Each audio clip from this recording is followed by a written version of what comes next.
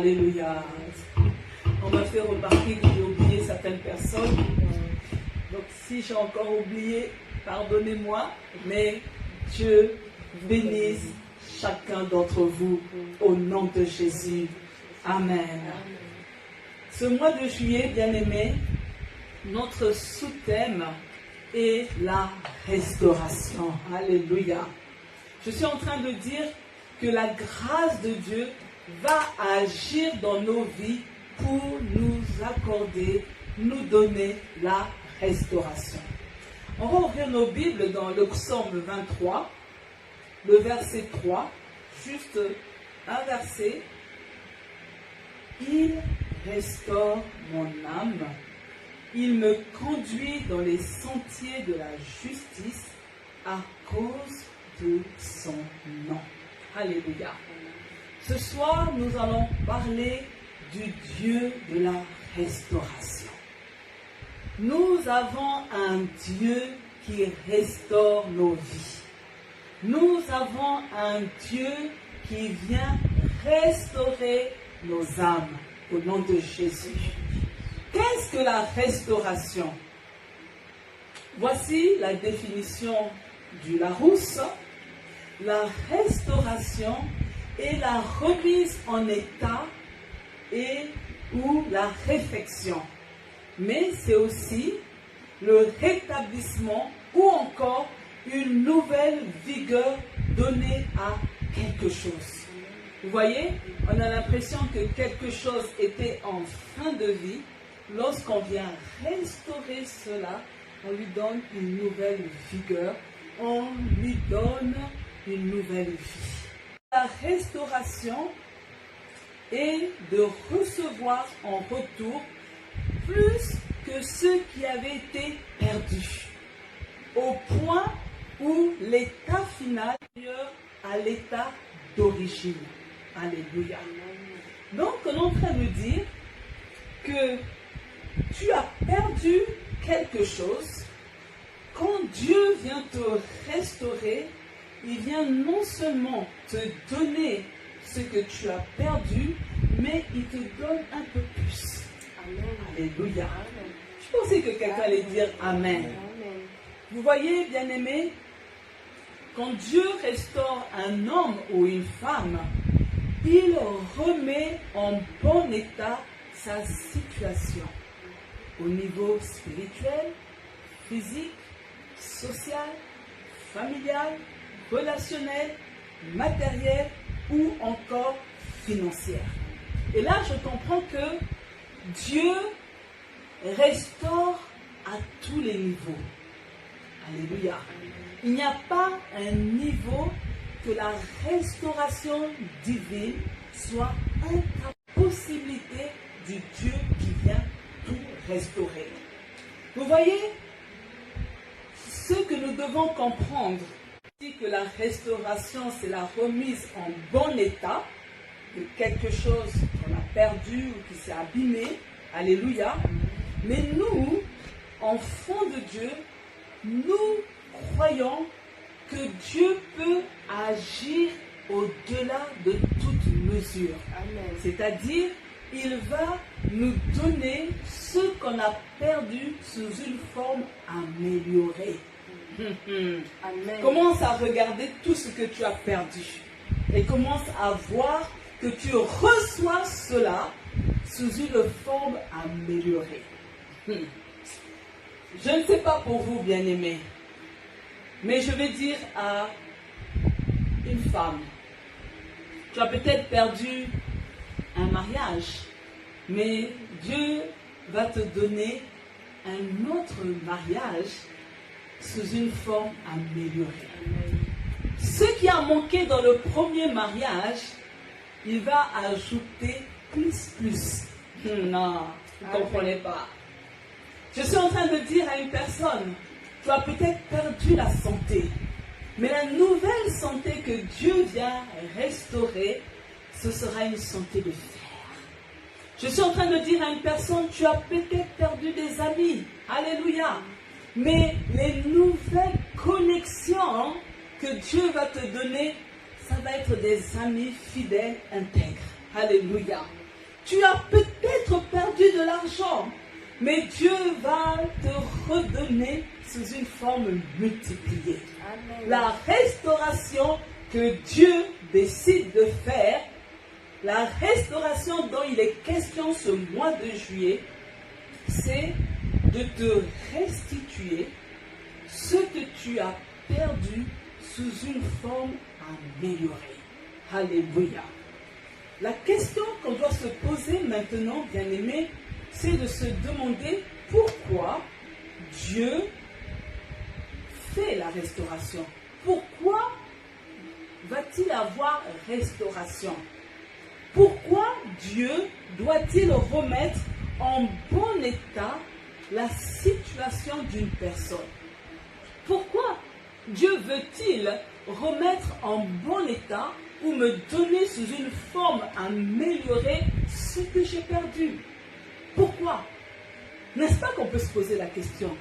Alors la réponse, bien-aimée, le premier élément de réponse se trouve dans Jean 10:10 pour comprendre et apprécier ce que Dieu a décidé de faire pour toi. Jean 10:10 nous dit: le voleur vient seulement pour voler, tuer et détruire. Moi, c'est-à-dire le Seigneur, je suis venu pour que les gens aient la vie et pour que cette vie soit abondante.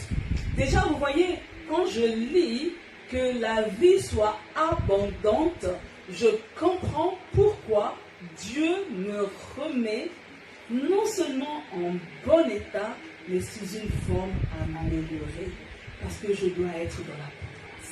Alléluia. Le diable est l'ennemi juré de l'homme. Sa mission est de détruire l'homme en le séparant de son Créateur. C'est pour ça, bien-aimés, nous devons prendre conscience des actions du diable contre nous. Alléluia. Tu ne peux pas avancer dans la vie chrétienne sans avoir pris conscience des actions du diable contre toi. Le diable, il vole ta joie, il détruit tes rêves, il tue les relations. Alléluia. Il vole ta vie, il te tue avant ton temps. Alléluia. Voyez beaucoup de gens qui sont morts prématurément à cause du diable. Vous voyez des jeunes qui se livrent dans la drogue et qui meurent avant leur temps. Alléluia. Il détruit ta santé. Je suis en train de dire ce soir que les actions que le diable pose nous mènent à la mort. C'est pourquoi arrêtons de faire ami avec le diable. Arrêtons de flirter avec le péché. Le diable n'est pas ton ami. Le diable ne te veut pas du bien. Alléluia. Le diable, il éprouve de la haine contre toi. Tant que tu ne vas pas le réaliser, tu vas tourner en rond. Tu vas perdre du temps. Alléluia. Tu vois, même si parfois on a le sentiment que le diable fait du bien aux gens, mais tu dois le savoir que lorsque le diable donne d'une main, il récupère perdition. Je suis en train de dire à une personne ce soir, tu dois réaliser que le diable ne peut pas t'apporter du bonheur. Non, le bonheur ne se trouve pas en lui. Le bonheur se trouve en Jésus-Christ. Alléluia. Vous voyez, bien-aimés, le diable peut te donner toutes les richesses du monde, mais il est incapable de te conduire au salut. Le diable peut te donner toutes les richesses du monde, mais il ne peut pas t'aider à abandonner le péché. Le diable peut te donner toutes les richesses du monde, mais il ne peut pas te garantir le sommeil. Souvenez-vous de ce chanteur célèbre, Michael Jackson, qui avait tout l'argent du monde, toute la gloire du monde, le succès. Alléluia. Mais il ne parvenait pas à dormir. Il devait prendre des produits qu'on utilise en salle d'opération pour endormir les patients, pour pouvoir dormir. Alléluia. Mais toi aujourd'hui, quand tu veux dormir, malgré ton compte bancaire vide, tu arrives à dormir. Alléluia. Le diable est incapable de prolonger le souffle de vie, bien-aimé. Non, le diable ne peut pas prolonger le souffle de vie. C'est pourquoi nous devons faire le bon choix. Écoutez, Matthieu 16, 26 nous dit, « Si une personne gagne toutes les richesses du monde, si elle perd sa vie, à quoi cela lui sert-il? Qu'est-ce qu'on peut payer en échange de la vie? » Alléluia. Bien-aimé, ta vie est précieuse. Alléluia. Ne gaspille pas ta vie. Ne gâche pas ta vie. Alléluia. Ta vie, elle est précieuse. Et cette vie, tu dois la protéger. Vous voyez, les hommes se battent pour garder ce qu'ils vont perdre. Alléluia. Les hommes se battent pour garder des choses périssables. Les hommes se battent pour garder de l'argent. Alléluia. Les hommes se mobilisent. Ils ont même de l'insomnie pour pouvoir protéger des choses périssables. Mais plusieurs ne se soucient pas de la vie après la mort. Plusieurs ne se préoccupent pas de là où ils vont passer l'éternité. Plusieurs ont inversé l'ordre de priorité. Alléluia. Écoute-moi, ta priorité sur cette terre n'est pas d'avoir un compte bancaire avec 10 zéros. Ce n'est pas ça ta priorité. Ta priorité, c'est d'être rassuré que tu vas passer l'éternité auprès de Dieu. Alléluia. Parce que malgré ton compte bancaire qui aligne 10 zéros, tu vas aller en enfer si tu n'as pas Dieu. Alléluia.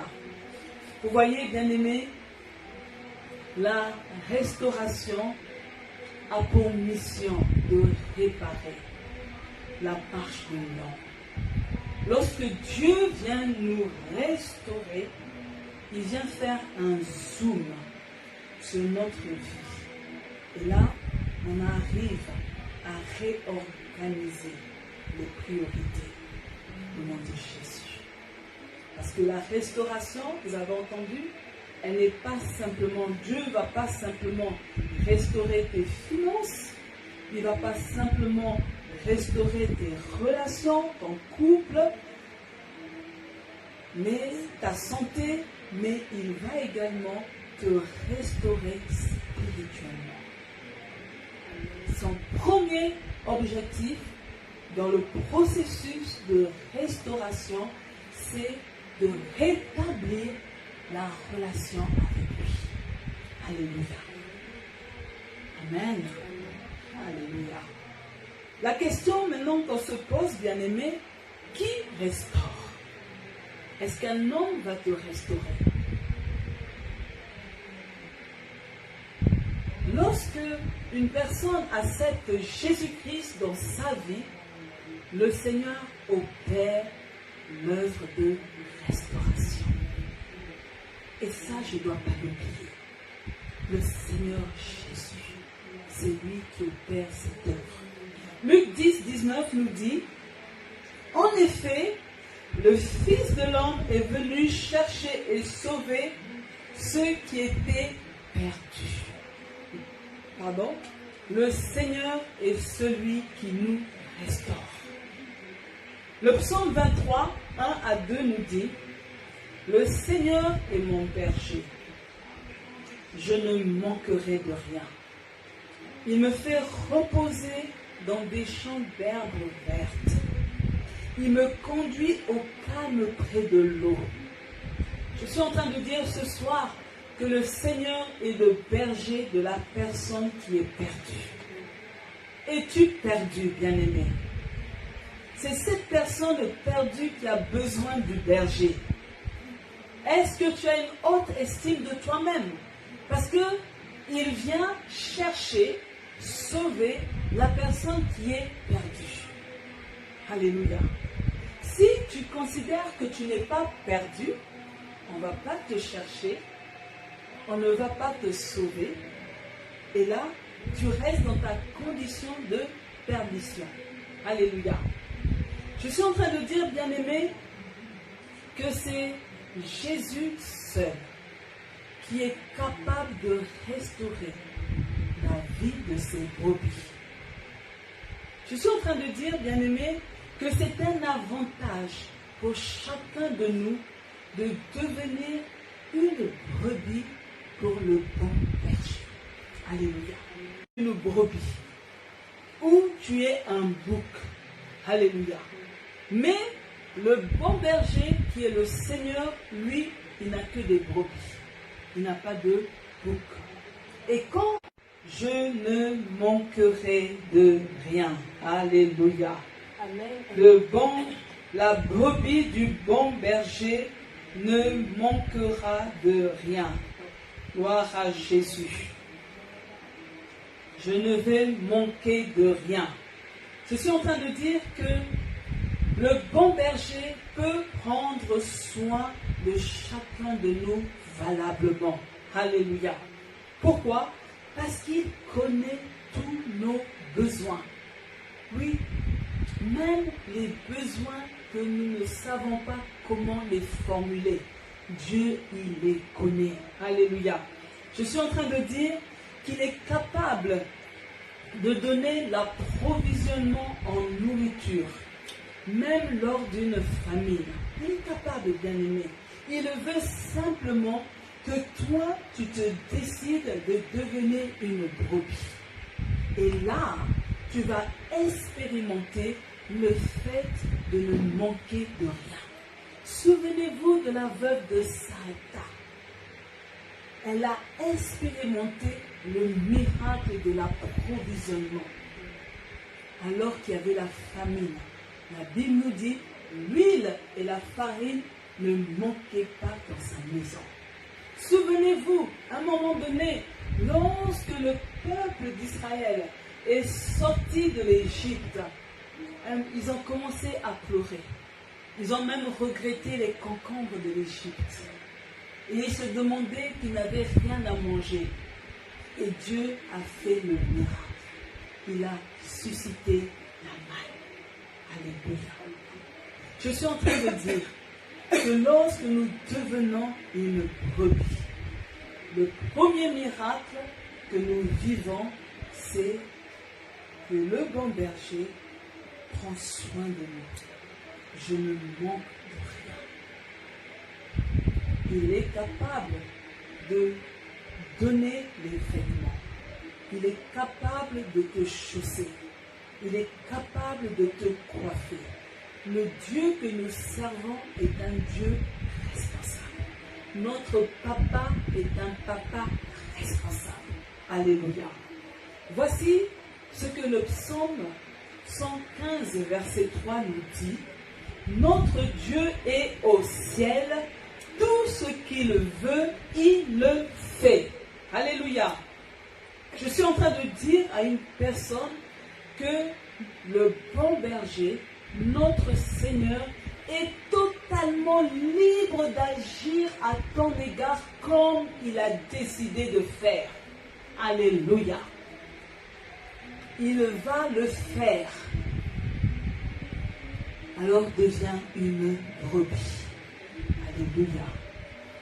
La deuxième promesse, lorsqu'on est une brebis, il nous promet qu'il va nous faire reposer dans des verts pâturages. Alléluia.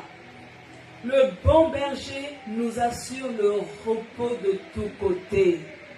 Le bon berger s'engage à assurer notre protection, bien-aimés. Matthieu 11, 28 nous dit, « Venez auprès de moi, vous tous qui portez des charges très lourdes et qui êtes fatigués, et moi, je vous donnerai du repos. Alléluia. Je suis en train de dire que le bon berger, c'est lui le véritable repos. Alléluia.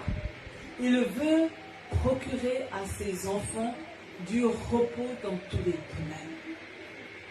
Il veut que tu sois en repos dans ton travail. Il veut que tu sois en repos dans ta maison.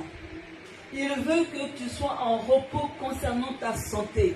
Il veut que tu sois en repos concernant tes finances. Il est en train de programmer le repos de tous côtés. Alléluia. Amen. Le repos dont tu as besoin se trouve en Jésus-Christ. Alléluia.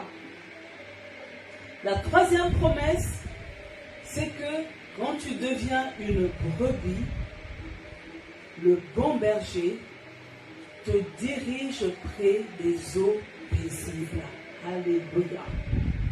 Je suis en train de dire que le bon berger va te diriger dans un lieu sûr. Le bon berger va ouvrir tes yeux pour te permettre d'emprunter le chemin qui conduit vers ce qu'on cherche. Vous vous rappelez, la semaine passée, le bishop Léandre a parlé d'Agar. À un moment donné, c'est son fils qui a crié et Dieu a entendu le cri du fils. Elle pensait qu'elle allait mourir, manque d'eau, et le bon berger a ouvert ses yeux et a dirigé son regard vers la source d'eau. Je suis en train de dire, bien-aimé, que le bon berger ne va pas te conduire à ta perte, mais il va sécuriser ta vie. Vous voyez, l'eau est le symbole de la parole de Dieu. Le Seigneur te demande de te ressourcer avec sa parole. Alléluia. Le psaume 119, le verset 105 nous dit: ta parole est une lampe qui éclaire mes pas, une lumière sur ma route. Alléluia.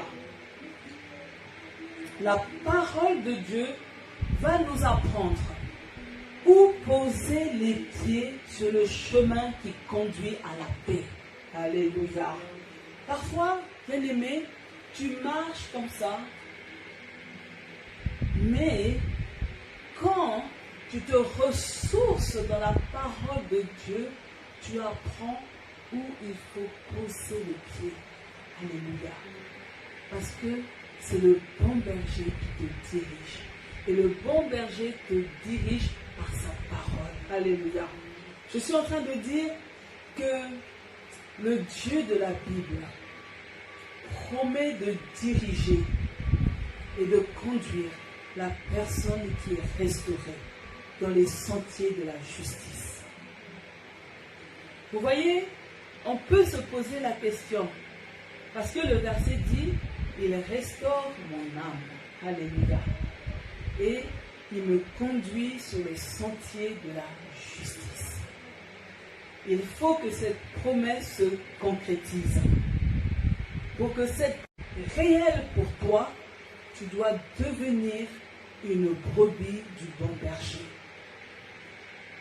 Et ainsi, le bon berger va te prendre en charge.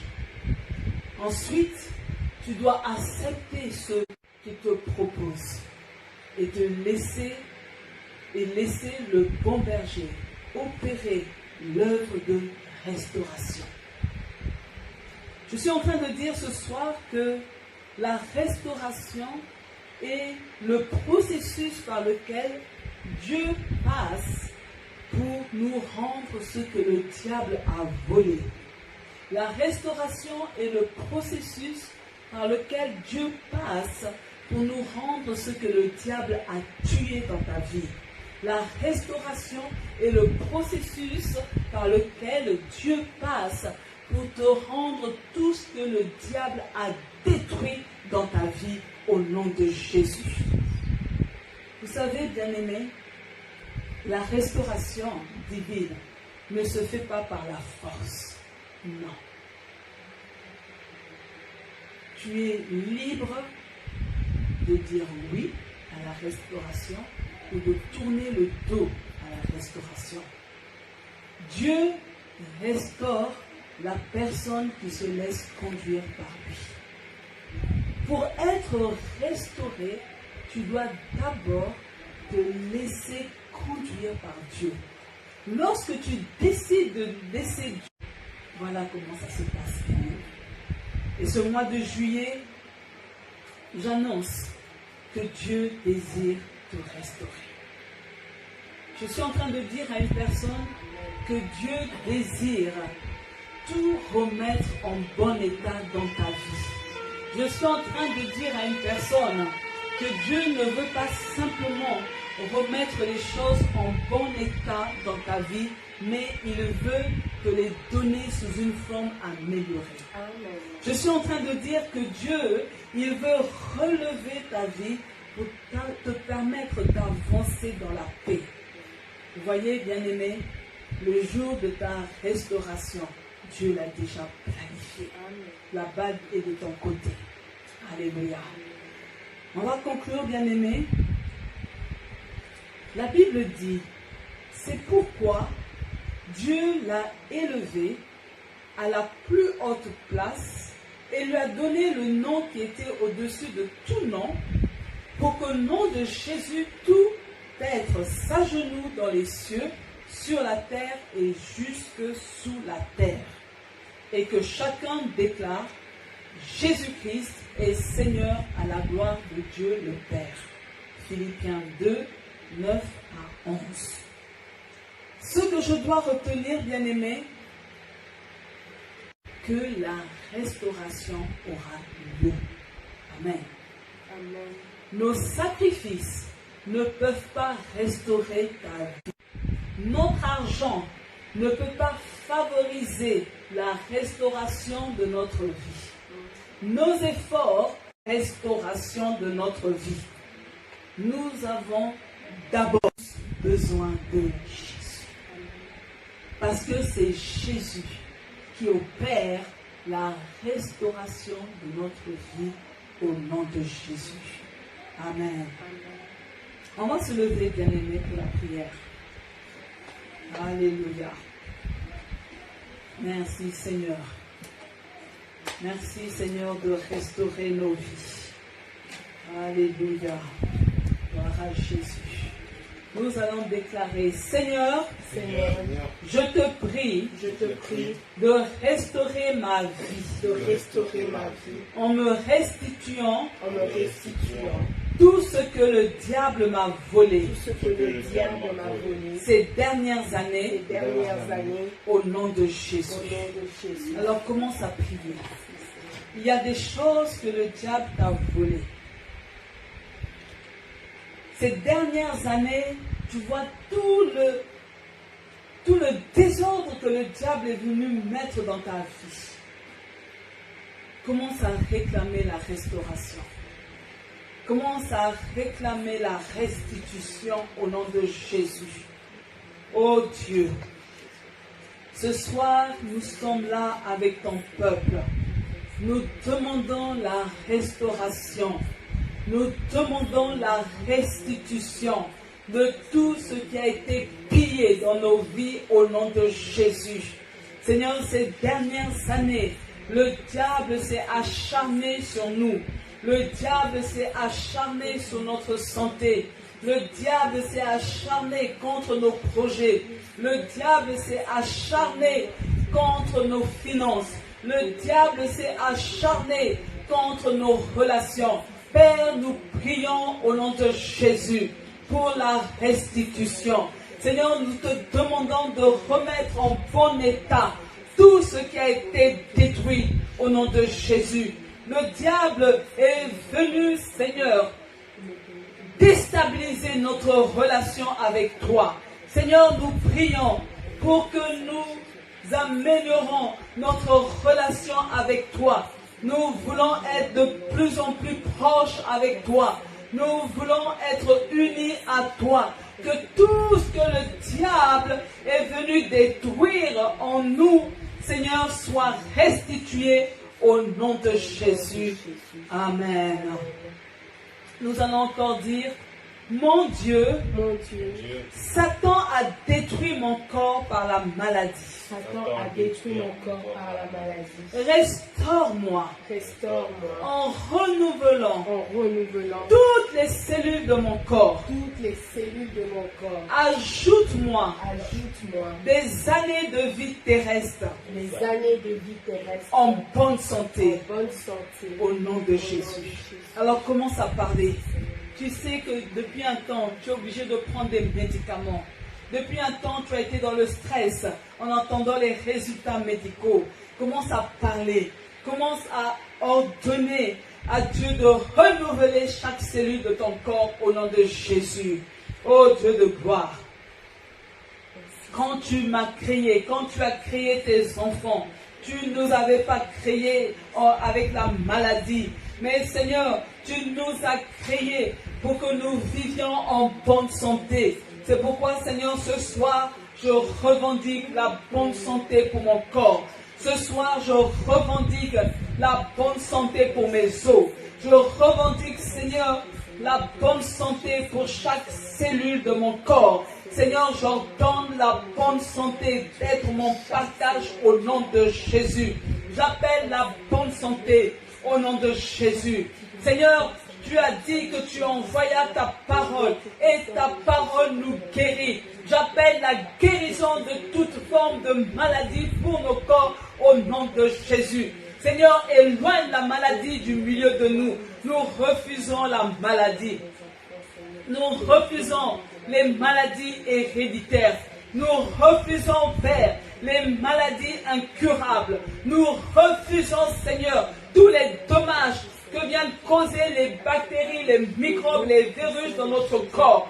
Seigneur, nous prions que le sang de Jésus lave chaque cellule de notre corps, lave chaque organe de notre corps, au nom de Jésus. Seigneur, je te dis merci pour la bonne santé.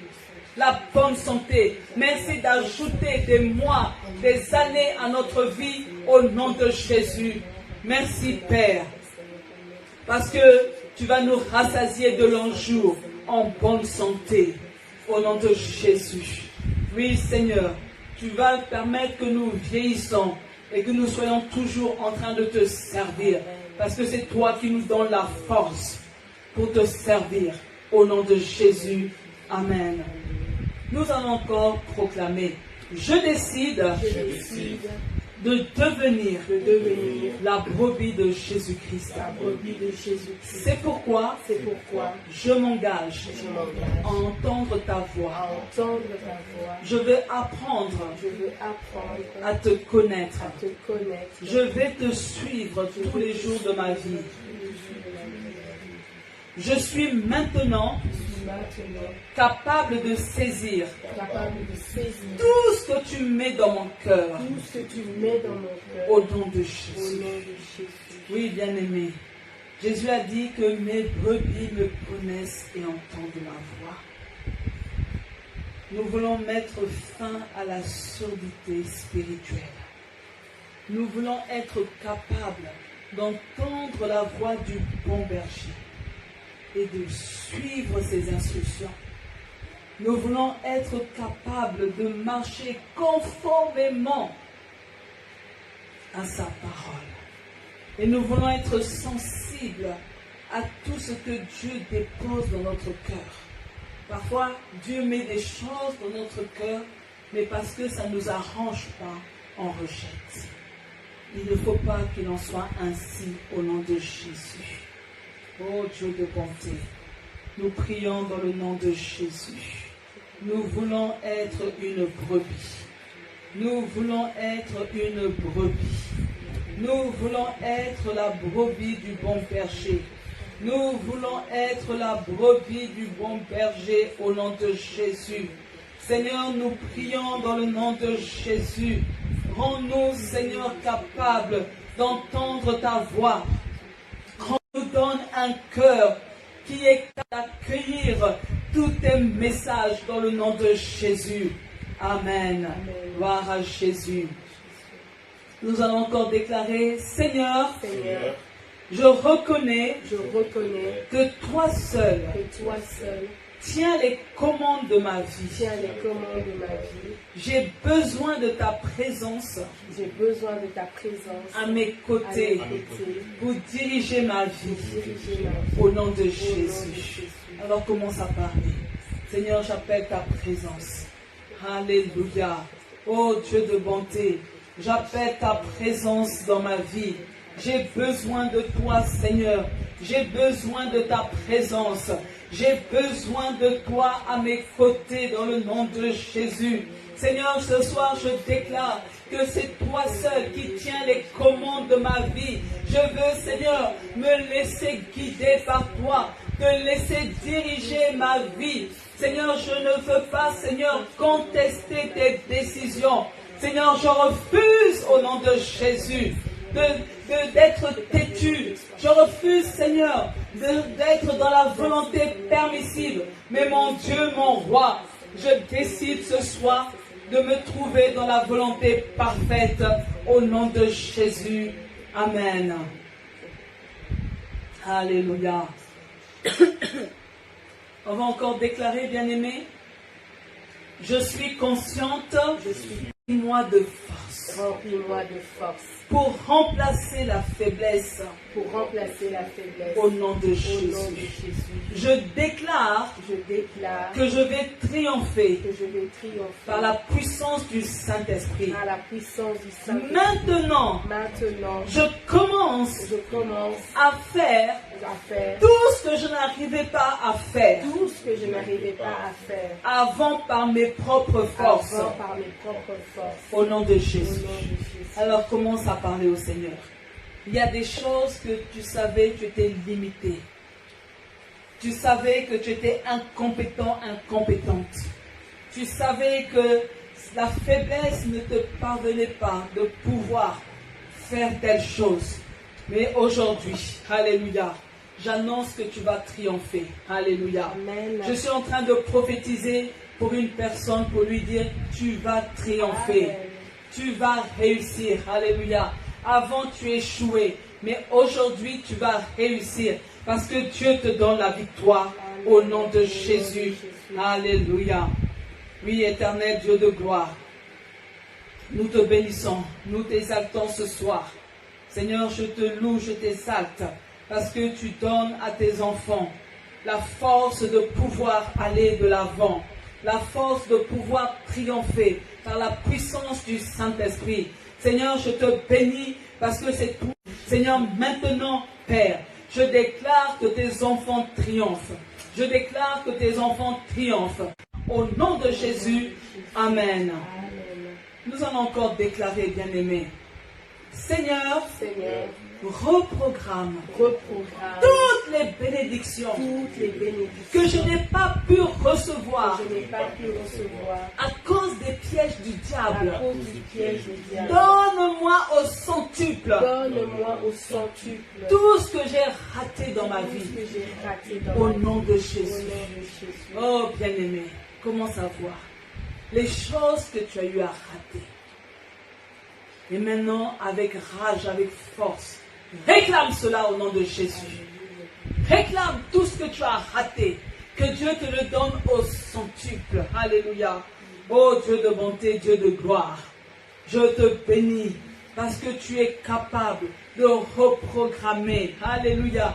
De replanifier. De remplacer. Oui Seigneur, tu remplaces Seigneur toutes les bénédictions.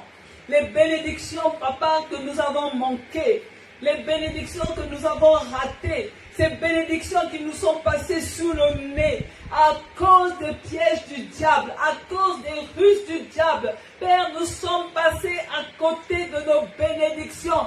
Ce soir, papa, je suis en train de revendiquer, papa, que tu viennes replacer cela dans ma vie, que tu viennes reprogrammer ces bénédictions. Seigneur, je prie ce soir. Viens replanifier, Seigneur. Viens reprogrammer. Seigneur, viens appuyer sur le bouton replay pour toutes les bénédictions qui me sont passées sous le nez, papa. Ne permets pas que ces choses fassent partie du passé. Père, je prie Que tu me donnes mes bénédictions au centuple. Au nom de Jésus. Amen. Et nous allons faire la dernière prière. Alléluia. Mon Dieu, je te prie de faire ce mois de juillet quelque chose de nouveau dans ma vie. Au nom de Jésus. Alors prie. Qu'est-ce que tu veux que Dieu fasse ce mois de juillet? Alléluia. Je suis en train de dire à une personne que le miracle est encore disponible. Qu'est-ce que Dieu doit faire pour toi ce mois de juillet? Quel miracle Dieu doit-il opérer ce mois de juillet? Alléluia. Bien-aimé, ta foi est mise au défi. Alléluia. La restauration demande la foi. Alors commence à parler. Qu'est-ce que Dieu doit faire? Est-ce que ce mois de juillet, tu cherches un job d'été? Est-ce que tu veux être promu au travail? Est-ce que tu as postulé pour un meilleur emploi et tu veux que ce mois de juillet qu'il y ait une réponse? Alléluia. Est-ce que tu attends la signature d'un chèque et tu veux que ce mois de juillet, que le chèque soit signé et que cela arrive sur ton compte? Alléluia. Commence à parler. Alléluia. Oh Dieu, ce mois de juillet, fais quelque chose de nouveau. Quelque chose qui va réjouir mon cœur. Quelque chose, Seigneur, qui va me procurer de la paix. Quelque chose pour laquelle je pourrais dire que j'ai eu raison d'espérer. Quelque chose, Seigneur, qui va me prouver combien tu es grand. Oui, Seigneur, fais quelque chose de nouveau ce mois de juillet, dans le nom puissant de Jésus-Christ. Et le peuple de Dieu dit Amen. Amen. Alléluia. Que Dieu soit loué, bien-aimé. Que Dieu soit béni. Dans le nom de Jésus. Seigneur, nous voulons te dire merci. Je crois, Seigneur, que ce mois de juillet est un mois spécial. C'est le 7e mois de l'année. Et je crois, Seigneur, parce que le chiffre 7 est le chiffre de la perfection. Seigneur, je crois que tu vas mener toutes choses à la perfection pour tes enfants au nom de Jésus. Seigneur, je crois que tu vas amener un miracle de perfection dans la vie de tes enfants. Je crois, Seigneur, que tu vas réjouir le cœur de tes enfants comme il n'a jamais été réjoui dans le passé. Seigneur, je crois que ce mois de juillet, tu vas renouveler, Seigneur, la joie de tes enfants.